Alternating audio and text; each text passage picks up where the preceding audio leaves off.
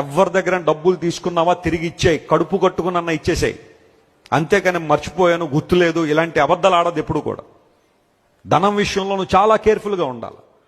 అవసరతలకు సహాయపడ్డారని ఎవరైనా నువ్వు గుర్తించినప్పుడు, వాళ్ళకి అవసరం వచ్చినప్పుడు నువ్వు ఆ డబ్బులు వాళ్ళకి తిరిగి ఇచ్చేయాలి. ఈరోజు పరిస్థితి ఎలా అయిపోయిందంటే, అప్పులు ఇచ్చిన వాళ్ళు మళ్ళీ ఆ డబ్బులు వాళ్ళకి ఎందుకు కావాలో ఎక్స్ప్లెయిన్ చేయాల్సి వస్తుంది. మా ఇంట్లో ఖర్చు వచ్చిందని, మా ఇంట్లో అది వచ్చిందని, కొంచెం డబ్బులు నువ్వు ఏమన్నా అడుగుతున్నావు అప్పు వాళ్ళని? నీ డబ్బులు అడగడానికి 100 రీజన్లు చెప్పాల్సి వస్తుంది. వాళ్ళు అన్నారు, ఇప్పుడేమో అంతే, ఏం చేసుకుంటావు చేసుకో, ఎవరితో చెప్పుకుంటావు చెప్పుకో, మేమేమో అంతే.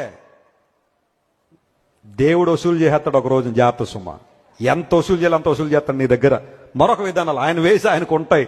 నువ్వు ఎవరికైనా డబ్బులు ఇవ్వాల్సి వస్తే కడుపు కట్టుకుని ఇచ్చేసే. రుణం ఉండద్దు ఎవరికి. చాలాసార్లు మనం సెల్ఫిష్ మోటివ్స్లో ఉంటున్నాం.